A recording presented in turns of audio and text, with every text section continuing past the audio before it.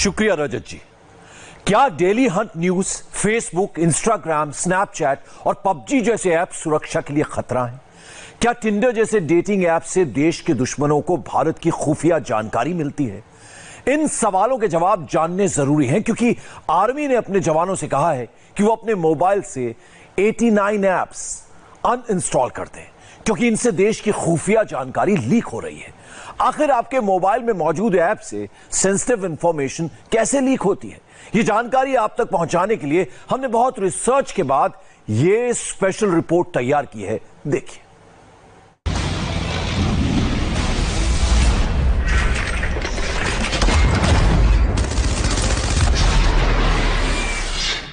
गलवान में चीन का अतिक्रमण खत्म करने के बाद अब भारत ने छेड़ दिया है two front cyber war.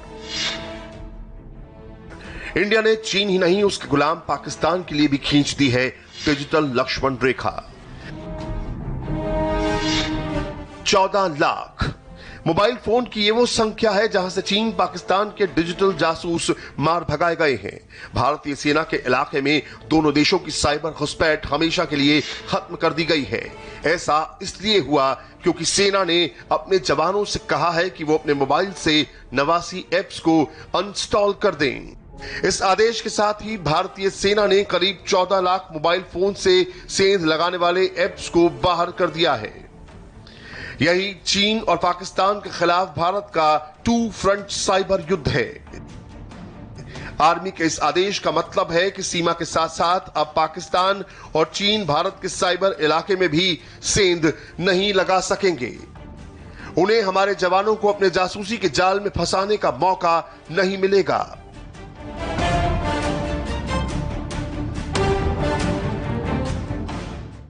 Line of actual control पर पिछले दिनों भारत और चीन की सेना के बीच आपस में झड़प हुई और फिर ये वीडियो सोशल मीडिया पर लगातार वायरल होने लगा। दरअसल ये वीडियो वहां पर मौजूद जवानों ने ही बनाया था। उसके साथ साथ गलवान के इलाके के झड़प के वीडियो भी सामने आए।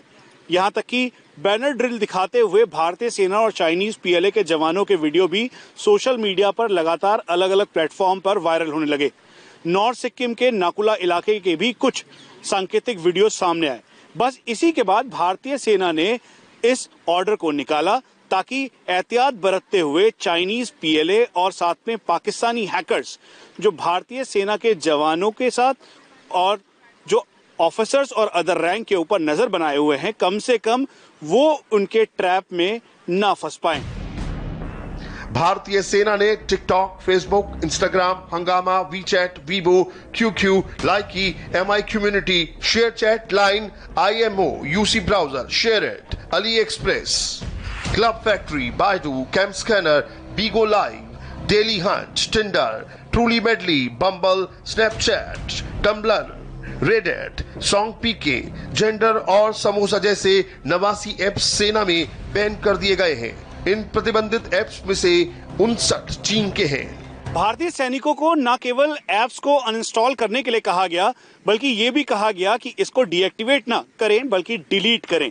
और साफ तौर पे इस बात को कहा गया क्योंकि चाइनीज पीएलए के हैकर्स और साथ में पाकिस्तानी आर्मी के हैकर्स लगातार अलग अलग डोमेन के जरिए इंफॉर्मेशन गैदर करने की भारतीय सेना से कोशिश कर रहे थे।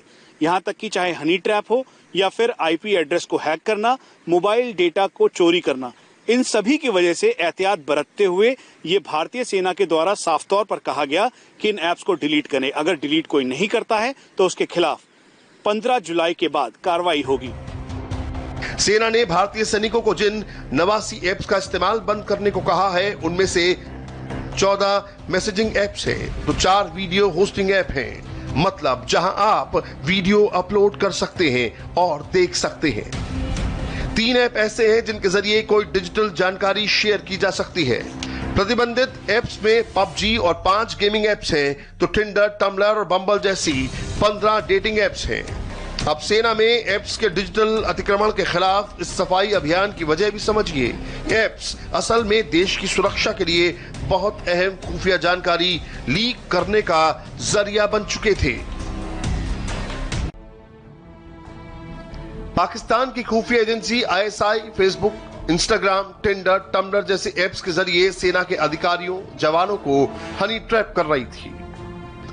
वीडियो होस्टिंग ऐप और कंटेंट शेयरिंग ऐप से सेना की ऑर्डर ऑफ बैटल और टुकड़ियों की फॉर्मेशन की जानकारी लीक हो रही थी। कई अधिकारियों ने अपनी टुकड़ी की तैनाती और हथियारों के मूवमेंट को सोशल मीडिया पर शेयर कर दिया था। चीन के खुफिया एजेंट भी भारत की संवेदनशील जानकारियों में सेंध लगा रहे थे। 2018 में आईएसआई ने इंडियन एयरफोर्स के कर्मचारी को हनी ट्रैप में फंसाकर उससे खुफिया जानकारियां हासिल कर ली थी। एयरफोर्स ने इस कर्मचारी को बर्खास्त कर दिया था। आईएसआई के निशाने पर एक ग्रुप कैप्टन भी था जिसे एक महिला के फर्जी सोशल मीडिया अकाउंट के जरिए फंसाया गया था। आर्म फोर्सेस के ऑफिसर्स, जवान और अदर रैंक को वर्दी वाली फोटोज किसी भी प्लेटफॉर्म पर डालने की मनाही थी, लेकिन सोशल मीडिया या फिर 89 इन ऐप्स के ऊपर कभी भी कोई रोक टोक नहीं थी।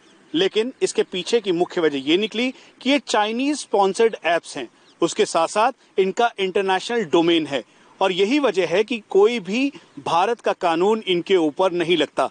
इसी वजह से एहतियात बरतते हुए इन ऐप्स को डिलीट करने के लिए कहा गया, ताकि कहीं से भी ये मोबाइल डेटा इंफॉर्मेशन या फिर किसी भी जवान, ऑफिसर्स और अदर रैंक की इंफॉर्मेशन गैदर करके इसको मिसयूज ना कर सके।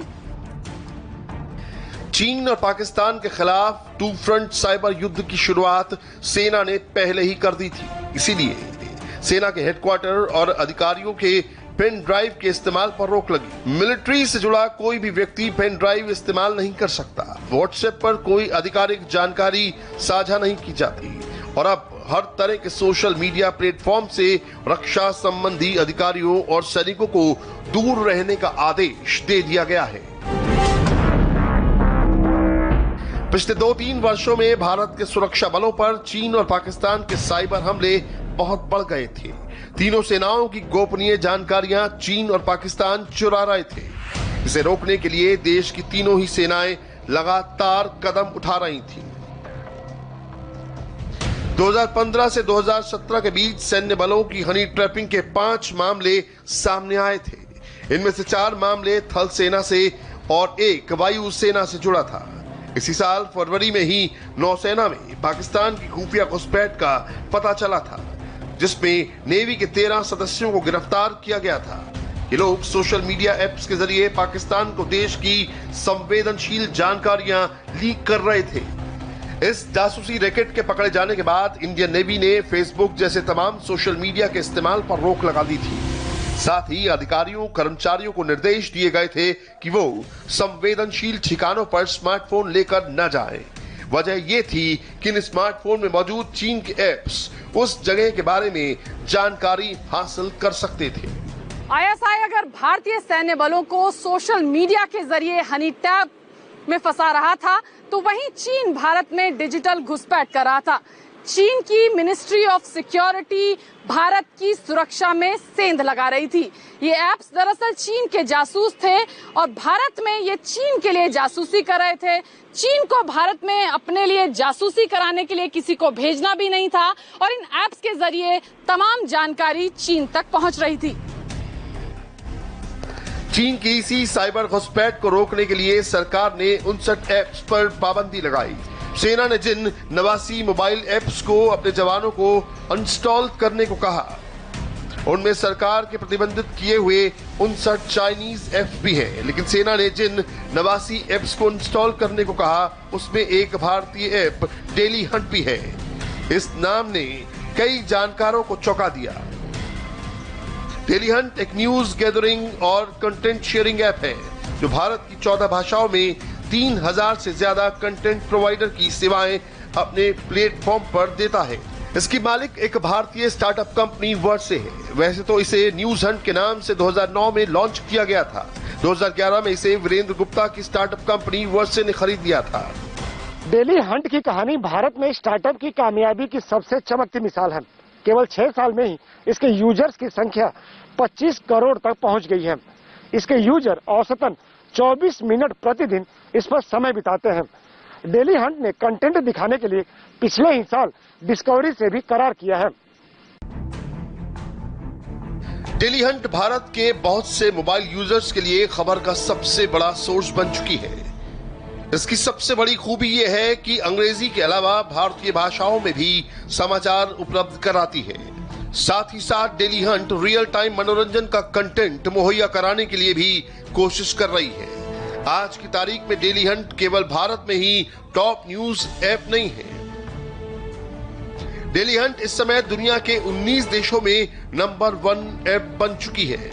इसके अलावा ये 10 देशों के टॉप 10 ऐप्स में से एक है और डेली हंट की इसी कामयाबी में छुपा है उस पर सेना द्वारा प्रतिबंध लगाने का राज। आज डेली हंट पूर्वी यूरोप और मिडिल ईस्ट के बहुत से देशों में बेहद लोकप्रिय ऐप है।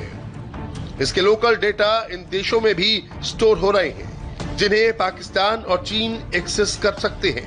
सोशल मीडिया पर सब कुछ शेयर कर लेने की आदत हिंदुस्तान के सुरक्षा कवच में सेंध लगा सकती है। इसलिए भारतीय सेना ने शुद्ध देसी ऐप पर पाबंदी लगाकर चीन और पाकिस्तान की हर घुसपैठ के रास्ते बंद कर दिए हैं। भारत के इस कदम से दुनिया को भी प्रेरणा मिली है।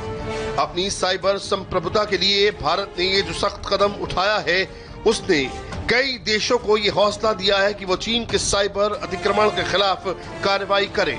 ऑस्ट्रेलिया और अमेरिका ने खुलकर कहा है कि वो चीन के साइबर विस्तारवाद पर लगाम लगाने जा रहे हैं।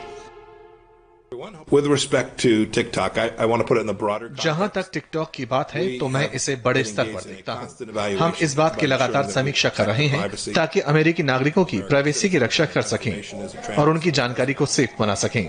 तो हमारा कदम किसी एक कंपनी या कारोबार को लेकर नहीं होगा, बल्कि हम ये सभी कदम अमेरिका की सुरक्षा को ध्यान में रखकर उठाएंगे और हम इसे बिल्कुल सही तरीके से करने की कोशिश कर रहे हैं। मैंने पिछले हफ्ते एक खास कंपनी के बारे में जो भी बोला था वो हमारी इसी नीति का एक हिस्सा है। हम चीन की कम्युनिस्ट पार्टी से हर तरह के खतरे की समीक्षा कर रहे हैं। चीन आज अपनी डिजिटल घुसपैठ से केवल भारत ही नहीं बहुत से देशों की सुरक्षा के लिए खतरा बन चुका है। खुद FBI के डायरेक्टर क्रिस्टोफर रे ने कहा था कि अब चीन के डिजिटल अतिक्रमण की अनदेखी नहीं की जा सकती। चीन आज हमारे देश की सूचनाओं और बौद्धिक संपदा और साथ में आर्थिक समृद्धि के लिए बहुत बड़ा खतरा है। वो काउंटर इंटेलिजेंस और आर्थिक जासूसी करके हमें भारी नुकसान पहुंचा रहा है। चीन से हमारी आर्थिक सुरक्षा को खतरा है, जिसका मतलब हमारी राष्ट्रीय सुरक्षा खतरे में है। जैसा कि राष्ट्रीय सुरक्षा सलाहकार रॉबर्ट ओब्रायन ने कहा है कि हम अब चीन की करतूतों की तरफ से आंखें बंद नहीं रख सकते। भारत ने पहले 59 एप्स पर पाबंदी लगाई और अब सेना ने 89 एप्स को अनस्टॉल करने का आदेश देकर दिखा दिया है कि वो चीन और पाकिस्तान के खिलाफ 2 फ्रंट साइबर वॉर के लिए पूरी तरह से तैयार है। अब फैसला बाकी दुनिया को करना है कि वो इन देशों की करतूतों को रोकने के लिए कितने ठोस कदम उठा सकते हैं।